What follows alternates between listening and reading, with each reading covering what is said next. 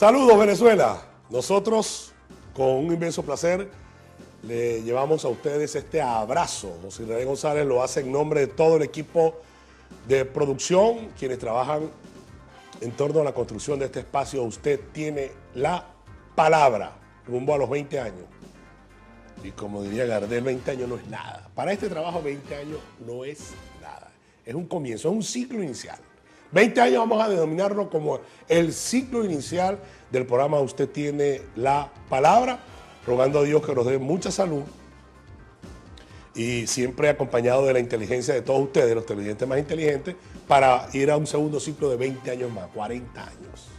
40 años de esas posibilidades de transmitirles a ustedes los puntos de vista de quienes invitamos a petición de todos ustedes. El Zulia, conectado desde la punta norte, allá el hito número 1 en Castilletes, la Guajira venezolana, que divide a Colombia con Venezuela, hasta lo más profundo del sur del lago, incluso donde está el corazón de ese patrimonio universal, como lo es fenómeno universal, natural, el relámpago del Catatumbo. Y toda esa zona tan cultivable que la naturaleza le dio a esa región como una zona agrícola y pecuaria de verdad de las primeras en el continente, el sur del lago. Todo el Zulia, costa oriental, Maracaibo, por supuesto, y a nivel nacional, a través de Canal I, que irradia la señal en todo este gran, hermoso, querido país llamado Venezuela,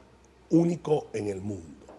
Porque lo que nosotros tenemos como nación, lo que Dios un día decidió otorgarnos, prestarnos para que administráramos las riquezas naturales, todo lo que conforma este territorio privilegiado como ventana del continente suramericano, esa misión encomendada de administrar este territorio para bien, para que florezca, para que la gente crezca, a veces nos descuidamos y comienzan las fallas y comienzan los saldos rojos y comienzan a ocurrir cosas que nos obligan a pensar que fundamentalmente hay que formarse para el trabajo, apostar con las manos, con la creatividad al desarrollo de este país. Yo respeto y lo insisto, la decisión de vida que tiene mucha gente de, por diversas circunstancias, y no es nuevo, desde hace muchos años, muchas décadas, abandonar su país de origen, el que lo vio nacer. Y eso ha ocurrido, grandes migraciones en el mundo, ¿no? Nosotros hemos sido receptor de grandes migraciones europeas, sobre todo, que han sufrido situaciones muy lamentables, incluyendo guerra. Hoy, esa gente que decide irse a otro país, nosotros la respetamos. Pero respeto profundamente, con admiración, el venezolano que ayer, muy atrás, hoy, presente, apuestan al futuro de este país, por encima, superando las dificultades políticas que abruman, que asfixian, y los problemas económicos que son comunes en el mundo entero.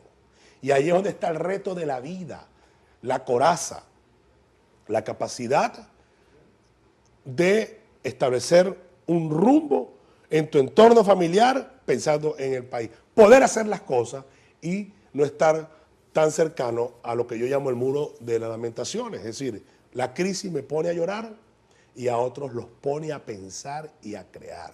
Y esa es la gente que uno termina admirando y termina diciendo qué grande es este país, que a pesar de los problemas que hemos vivido nos permite generar una vibra positiva para consolidar. Y si es joven, más aún, y ejemplos sobran. Que una campaña electoral, que unas elecciones crea las condiciones para, Dios mío, el pandemonium, esto se va a acabar, los pájaros agoreros que dicen que este país se está acabando. Bueno, eso lo estoy escuchando yo de que tengo uso de razón.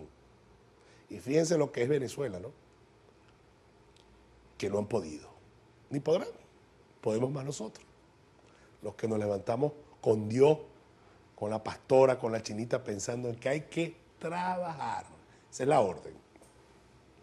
Bueno, y los que van a aspirar a las parlamentarias van a tener que trabajar muy duro, sobre todo en la oposición, porque esa desolación en las primarias parciales da mucho que pensar y tiene a muchos preocupados. Hay otros que no creyendo en el consenso, aún siendo demócratas convencidos, creen que sí hay que activar a la gente y que hay que permitirle que la gente en forma libre se les consulte para saber quiénes son sus verdaderos líderes. No escondidos, no solapados debajo de una alfombra, no. El verdadero líder jamás ni nunca, si hay algo que un líder no le puede temer para que sea líder, para que lo puedan llamar líder y considerarse líder, es a una consulta popular. Al contrario, es ahí donde ratifica su condición de. Hay otros pseudo líderes que cuando escuchan, vamos a someter a consideración. Y para estos temas está con nosotros el dirigente político Pedro Pablo Alcántara. Encantado. Saludos, hermano. Placer. Con la vibra de las luces y de Real Pablo Catatumbo, porque sé que ese tema te emocionó. Mis raíces están en La Cañada, municipio Urdaneta del estado Zulia. Mi padre, originario de esa tierra, de las 40 familias originarias que envió el rey de España después que fue Maracaibo quemada por los piratas.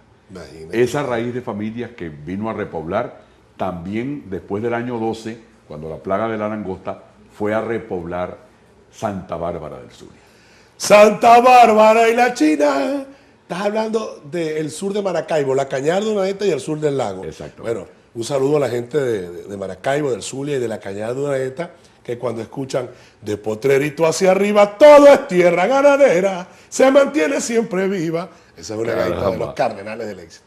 Mi padre siempre fue un zuliano muy raigal y cuando llegaba en noviembre entraba en una etapa de nostalgia que se tenía que ir para Maracaibo a rendirle el homenaje a la China. La verdad es que esas son vivencias que yo... A mí también me pega la nostalgia, pero me pega más el calor cuando llego allá y sin duda. Porque están haciendo unos calores fuertes. ¿Cómo está?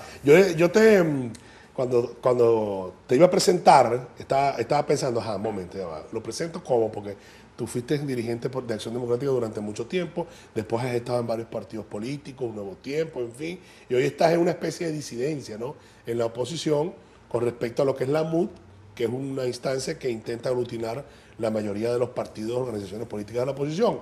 Tú hoy eres militante de qué visión política. Yo soy militante de la causa de la libertad.